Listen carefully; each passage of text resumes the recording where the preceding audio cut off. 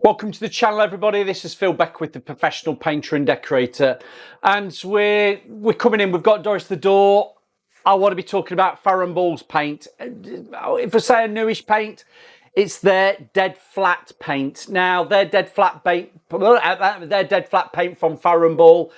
This is, I'm going to put the term loosely, I'm going to call it the MSP paint. It is a multi-surface paint, so you can use this flat paint, and it is a dead flat paint. You can use it on your ceilings, you can use it on your walls, and you can use it on your woodwork. So if you want to do colour drenching and you don't know what paint to use, Farrow Ball's got a paint that you can actually do ceiling walls and your woodwork. Now, as it says, dead flat, it is flat as a pancake finish. So I'm going to be testing it. I'm going to be trying it out. I have coated up Doris the door already. I have left a section there, this tape round it. And anybody wants to know what tape I use, I use Q1 tape. I do have other tapes, but mainly I'm a Q1 person. I've got boxes of these in our workshop. We buy them stock boxes at a time, various tacks. But if you want to look in the description below, I've probably got a list in my Amazon associates that you can purchase tapes, some of them Q1. But it is a flat finish. It is a flat matte finish. Now, don't expect a sheen with it. It is very dry to the touch, but this being an MSP and Farrow Ball's new one, this is one of their hard wearing finishes that is very much universal to be put onto woodwork, as well as your walls, as well as your ceilings. Now, a lot of people complain about Farrow Ball. It's chalky, i.e. it marks easy. That's mainly because they're probably using the wrong paint on the wrong surface.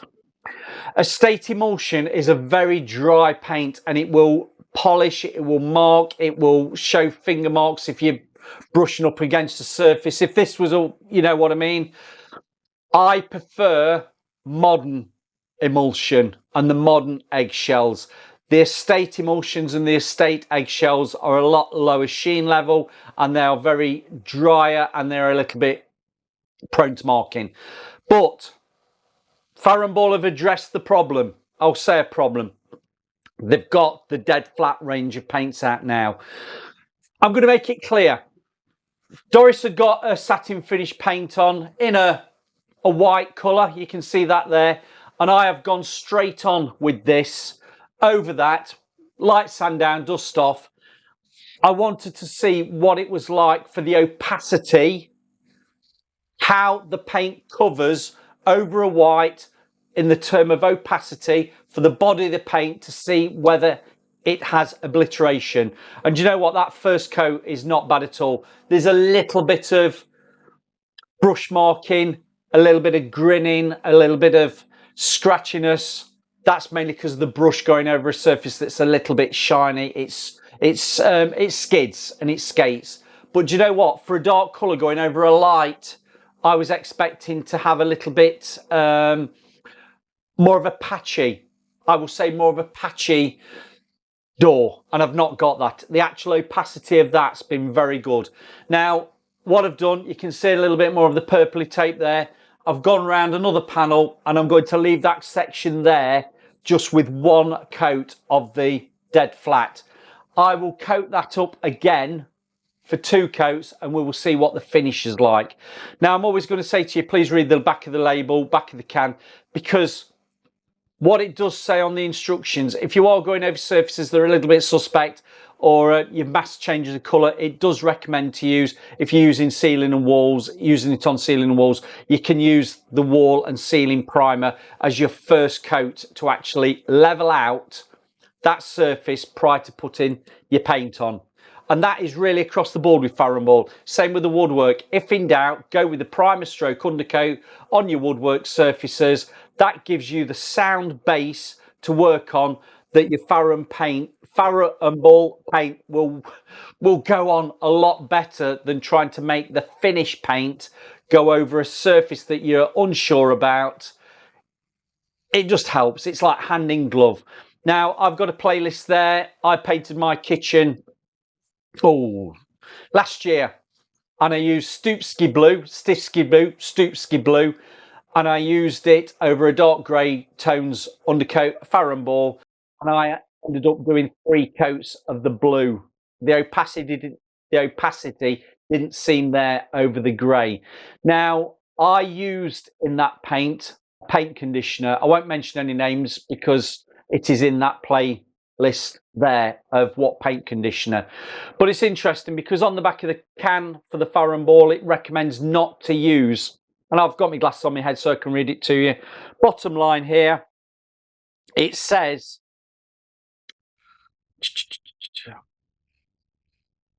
we do not recommend adding paint conditioners to any finish as they compromise the paint film and reduce opacity and longevity.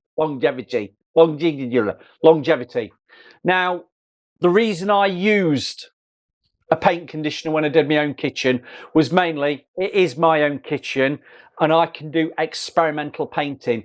Now, I wanted to use the paint conditioner to help with the flow, and it did work. Adding that paint conditioner, did that alter the paint that made my opacity need that 3rd coat? Interesting. Comment below. But I'm making it clear, read the back of the can. It says about thinning the paint. It says about bare surfaces. It says about using your primers and undercoats. But for today, again, I am trying it out over a door with no Farrow Ball undercoat, whether it be a light tones, a mid tones, or a dark tones, or if you're going on the reds, they do have the reds for the undercoats as well. I wanted to see what this paint is like over a light colour, doing it straight out the tin, straight out the can, because it is really an MSP paint, a multi-surface paint. It says our all new dead flat emulsion is our most matte finish with added toughness, hence why you can use this on your ceiling, your walls and your woodwork, because it is classed as a tough paint. The flat finish creates deep, rich signature Farrow Ball colour.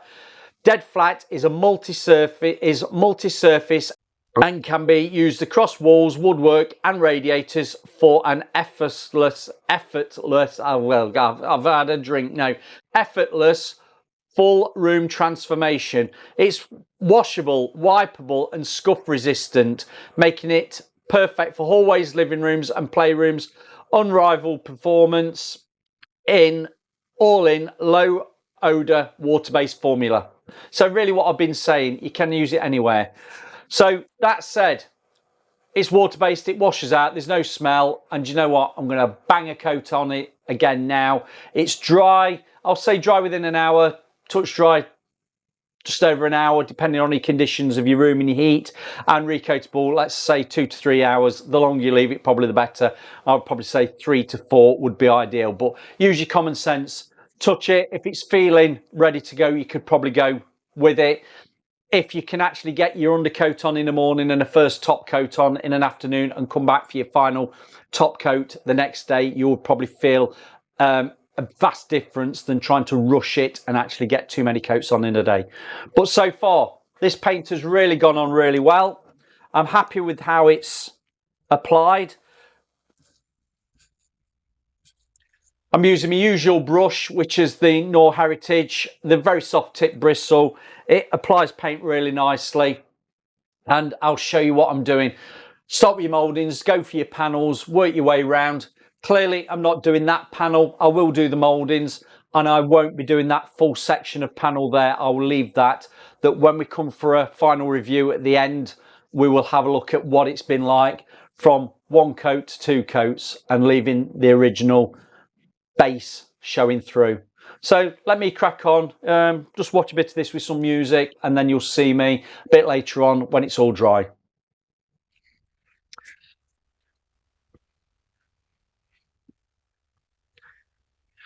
Can you see a big difference between the colour that goes on to the actual colour when it's dried?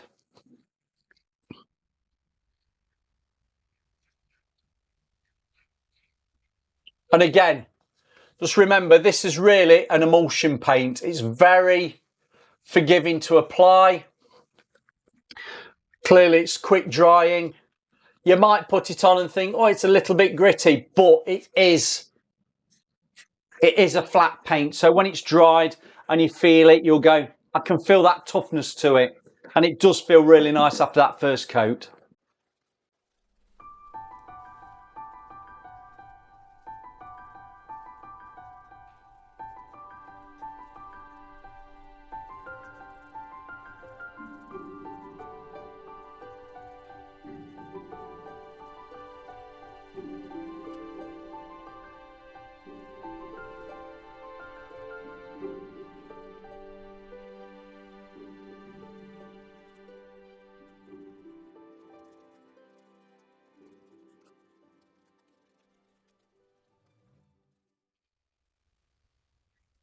There we have it, ladies and gents. That's just been coated up. You can see it's a very easy paint to apply. It's very forgiving. Where you do the, well, I'll say traditional, the way you paint a door, where you have to blend out, you can go back into itself. You can feather out your dry edges into a wet edge, vice versa, a wet edge into a dry edge. It's not like dealing with oil-based paints or paints with a sheen level to it that will show flashing. Now, if you went back to something that was an eggshell or a satin finish and tried to blend a paint in, it's already going off on you and it highlights it. It's called flashing. Now, with this being a matte paint, and really a matte emulsion paint, you can actually blend back into what's already drying off, and you're not going to have any fear of it actually being seen and shown with the flashing effect. So all in all, it's actually a really good all-round paint, and the matter you finish, and this is a dead flat finish, the matter your finish, the less critical it's going to be of a bad surface. If you've got old woodwork in a Victorian house that's got chips and bangs over it over the years, unless you're actually burning it off or scraping it or sanding it back, you're just going to be coating it up. Now, if you've got a glossy paint or a paint with a sheen to it that's going over those bad surfaces, even though you just rubbed it down for a key, it will show any imperfections. Whereas a matte paint, or the less sheen level a paint's got, the less likely it is to be drawing your eye to a bad surface, making it look uneven. So the flatter you go, actually, it's very forgiving. So let's get that dry. I'll be back in about an hour or so, couple of hours. We'll see what it's like, and we'll just have a little bit of a conflab with it.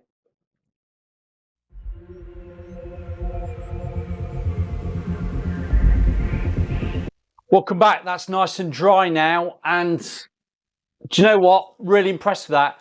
This sheen level is only 2%. It's only a 2% sheen level. So it is literally, I'm looking dead flat.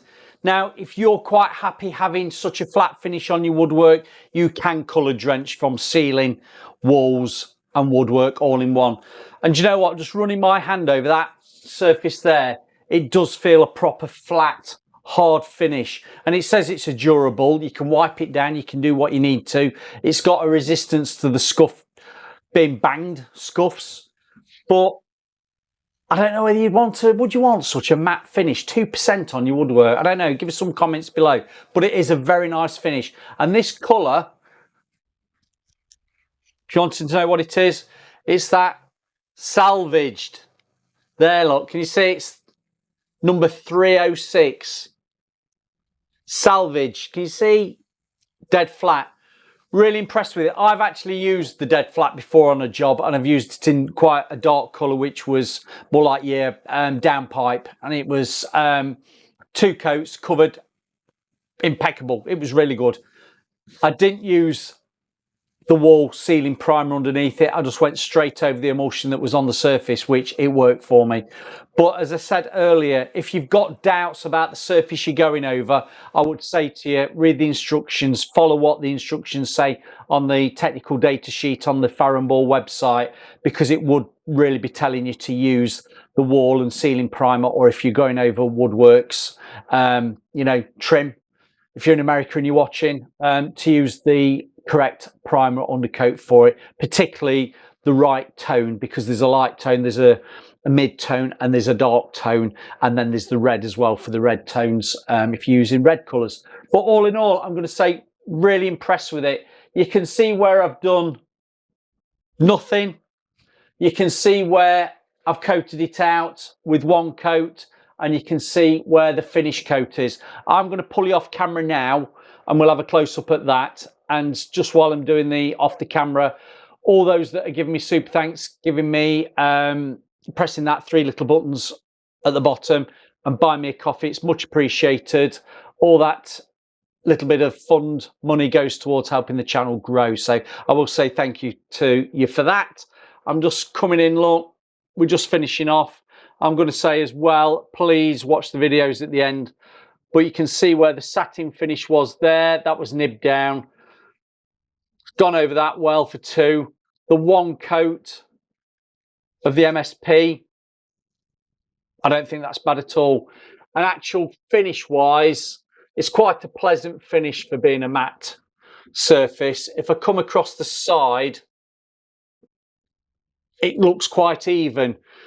I would say to you, if you do one coat on your walls and you're not too happy with how it's looking, don't fear, because come your second coat, the opacity should actually body up.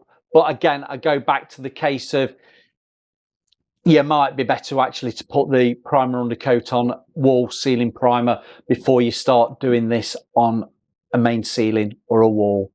But that said, any questions, just ask, and please watch the videos at the end. Thanks for joining me.